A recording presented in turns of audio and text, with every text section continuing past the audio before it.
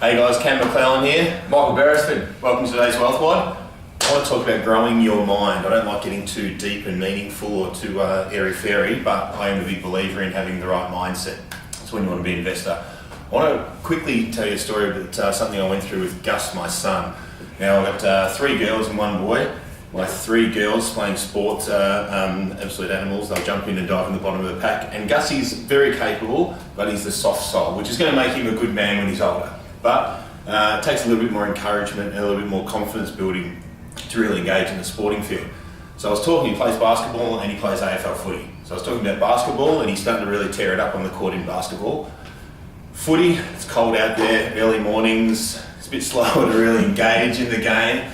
So I wanted to illustrate to him where his mindset was in both. You always want to encourage to motivate as opposed to going, you've let your teammates down and so forth. So I wanted to encourage him, but for him to recognise where his mindset was. So I said, all right, with basketball and football, which do you enjoy more?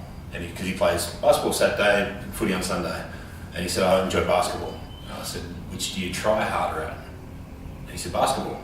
I said, you reckon if you tried just as hard at footy, you'd enjoy footy? He goes, yeah. I said, well, maybe try. But I didn't want to say that. So I gave him an illustration, which I'll run you through today, because it's really relevant when it comes to investing. So outline this, which is grow your mind. So I said to him, right, let's pinpoint where your mindset is when it comes to basketball. And there's different stages. You know, I won't do it. I can't do it. I want to do it. How can I do it? I'll try, and then I can do it. And he straight away went to basketball and he goes, I can do it. Very confident, can towel it up and play hard with the big boys. I said, where are you with footy? And he said, oh, last week I was here, I won't do it. And literally, he wasn't. He was going, they're going to stuff it, I'm not going to go for the ball. Up until the week we were talking about it with him, he's going, he sort of wants the how to do it. And don't get me wrong, we kick the footy pretty regularly weekly. And then he'll try. So he sort of moved in here in the space of a week. He just needs to hang here for a while and really just build that confidence over this season to the point where he's got the same confidence as basketball. And I should point out, today, just for a location and point in time, Cavs are playing the Warriors in the first playoff. And actually check our Instagram page. I went over with Al and watched game 3 and 4 of the Cavs Raptors over in Cleveland, flew over there. I didn't have enough wealth when I was a kid to go and see Michael Jordan. So I thought there's no way I'm going to miss LeBron. So when they hit in the playoffs in this last one, Al and I jumped on the plane, went and got courtside seats, which is ridiculous, but literally this far from LeBron. It's a very, very intimidating man. So check out the Instagram page and have a look at the pics and videos on there. I just love the fact that Al froze and couldn't even reach out and give him a high five. Yeah, I was right. LeBron's face, I showed him my pipes, and Al wanted to give him a high five and just go, I got my hand up.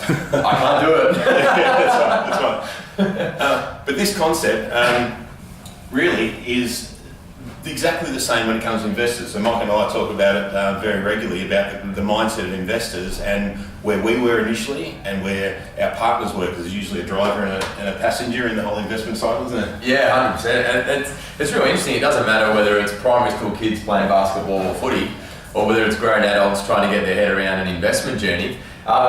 What we find is a very small number of people actually fit in here. Most fit in this middle category here of either definitely wanting to do it because they realise that the alternative is no good. Yeah. But then kind of, well, how do I do it? They don't know where to start and so forth. A lot of white noise around this area? 100%. Negativity in the media, well-meaning family and friends that have got opinions. That's generally enough to kind of, put most people on the back burner. And this is where they get stuck. So what we do as part of our process, that I find gives people ridiculous levels of clarity, is a goal sheet that we go through. We do it in the first half hour of every first appointment that we do with clients. And it basically helps them get clarity on where they want to be, where they're currently at, and what's required to get from A to B. Because it's a pretty simple journey, and why that's valuable is because it helps you understand whether or not the strategy that you're going to apply is actually going to get you the end result. No point trying to drive from Melbourne to Sydney with a car that's half full of petrol, right? It's not going to get the job done. So I always come back to very good friends of mine, Joel and Tennille. We did the goal sheet for the first time back in probably 2009, 2010. And I filled out that goal sheet with them, I put it in their file, and then I pulled it out a couple of years later after they had a property and started to see how this whole thing worked. Right, they're up around here. And I said, okay guys, so have the goals changed? Are they still the same? What is it that you want? And it was amazing. The amount that they wanted doubled, and the time frame that they wanted in halved. Right, so instead of saying, well, you know, Fair enough. I think I could do it and I'll have a crack, and if we got $100,000 a year in passive income over 20 years, that'd be a great result. They started to see the process work, the confidence was here, we want 200 grand in 10 years, and that was how they said it. Yeah. You know, so clarity is an amazing thing. This property investing caper, it's not difficult. You know, you can get the help if you need it. The number one thing that separates successful from average though is mindset.